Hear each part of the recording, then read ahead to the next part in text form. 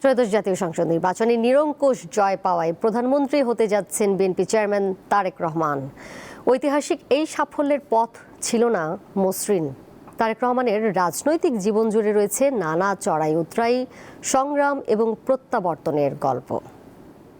এমন একটা দেশ গড়ে তুলতে চাই তারেক রহমান একসময় যার উপর কঠোর দমন নিপীড়ন নেমে এসেছিল, সেই নেতা এখন দেশের প্রধানমন্ত্রী হওয়ার দ্বার প্রান্তে। তার শৈশব জড়িয়ে আছে বাংলাদেশের স্বাধীনতা সংগ্রামের সঙ্গে। 1971 সালে মুক্তিযুদ্ধের সময় তার পিতা major Ziaur Rahman sector commander ছিলেন। সে সময় পরিবারের সদস্যদের সঙ্গে তারেক রহমানও গ্রেফতার হন। 2001 সালের নির্বাচনের আগে স্থানীয় সমস্যা ও সুশাসন নিয়ে গবেষণার জন্য ঢাকায় একটি কার্যালয় গঠন করেন তারেক রহমান। সে নির্বাচনে বিএনপি নিরঙ্কুশ জয় পায়।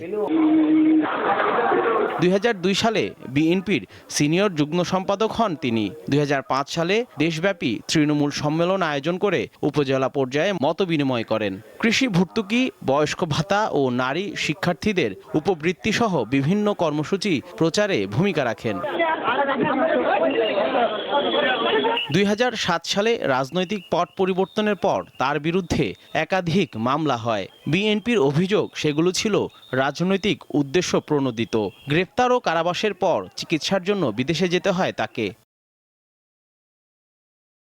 2009 সালে বিএনপির সিনিয়র ভাইস চেয়ারম্যান এবং 2018 সালে খালেদা জিয়া কারাবন্দী হলে দলের ভারপ্রাপ্ত চেয়ারম্যানের দায়িত্ব পান তারেক রহমান।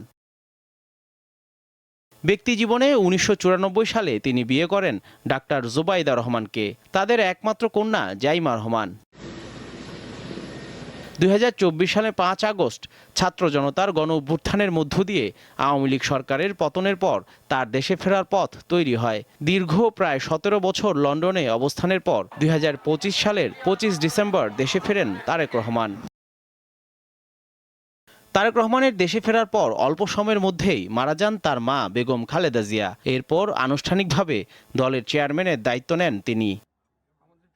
নির্বাসন, মামলা, আন্দোলন আর প্রত্যাবর্তন পেরিয়ে এখন রাষ্ট্র পরিচালনার চ্যালেঞ্জের মুখে তারেক রহমান। রাজনীতির নতুন অধ্যায়ে তার নেতৃত্ব কতটা কার্যকর সেদিকেই তাকিয়ে দেশ।